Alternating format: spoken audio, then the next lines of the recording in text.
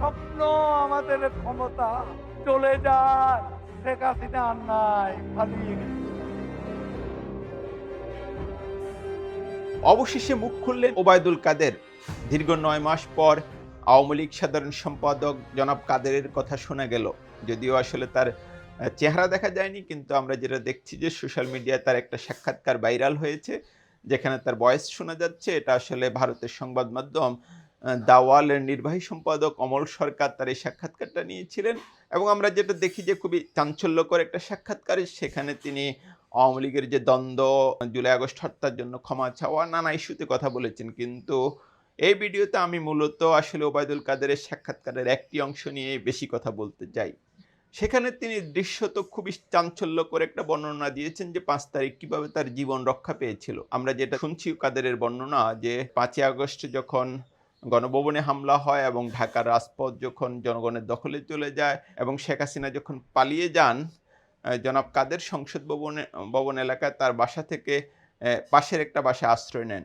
এক পর্যায়ে তার বাসায় হামলা হয় এবং ওই পাশের বাসাতেও হামলা হয়। সেখানে কিছু বেশ লুটপাটও হয় এবং জীবন বাঁচাতে তিনি সে বাসার বাথরুমে আশ্রয় নেন। তিনি এবং তার স্ত্রী এবং কাদের জানাচ্ছেন যে সেখানে তারা ৫ ঘন্টার মতো ছিলেন।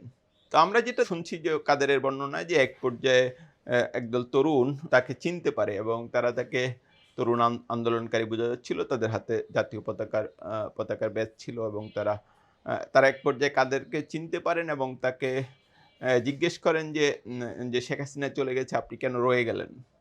তো তাদের মধ্যে মতভেদ হচ্ছিল কাদের সাহেবকে নিয়ে। কেউ বলছিলেন যে তাকে সেনাবাহিনীর হাতে তুলে দেওয়ার জন্য, কেউ বলছিলেন তাকে জনতার হাতে তুলে দেওয়ার জন্য।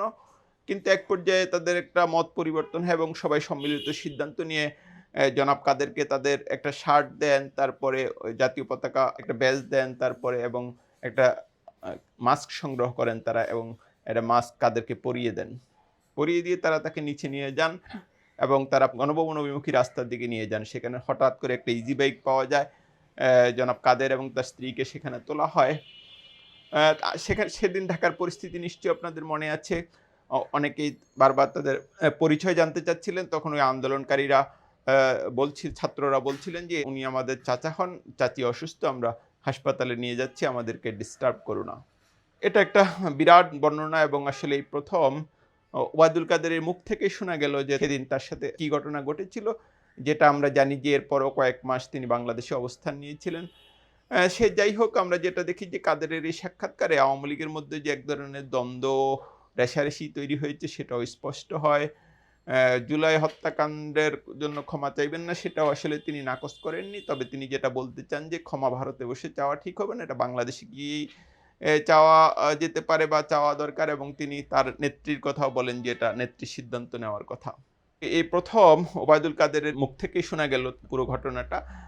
কিন্তু খুব বেশি তার এই সাক্ষাৎকারেও আমরা যেটা দেখি যে জুলাই আগস্টে বাংলাদেশের যে একটা বিরাট হত্যাকাণ্ড হয়েছে, বাংলাদেশের যে জাতিসংঘের মানবাধিকার রিপোর্ট বলছে যে এটা মানবতা বিরোধী অপরাধ তুল্য একটা অপরাধ এবং দৃশ্যত এই অপরাধ যে আওয়ামী লীগের নেতাকর্মী, পুলিশ, আইনশৃঙ্খলা বাহিনী, পুরো সরকার জড়িত ছিল, সেটা কিন্তু দিনের আলোর মতো পরিষ্কার। কিন্তু আমরা যেটা দেখি যে এরই মধ্যে আওয়ামী লীগের কার্যক্রম এর পর এক নিষেধাজ্ঞা দেওয়া হয়েছে, ছাত্রলীগ নিষিদ্ধ হয়েছে। কিন্তু আমরা যেটা দেখি যে আওয়ামী লীগের নেতাদের মুখে কোনো ধরনের অনুশোচনা, ক্ষমা প্রার্থনার বিষয়টি নেই। খুবই দুঃখজনক হলেও সত্য, ওবায়দুল কাদেরের এই সাক্ষাৎকার শুনেও আমার কাছে তাকে খুব অনুতপ্ত মনে হয়নি।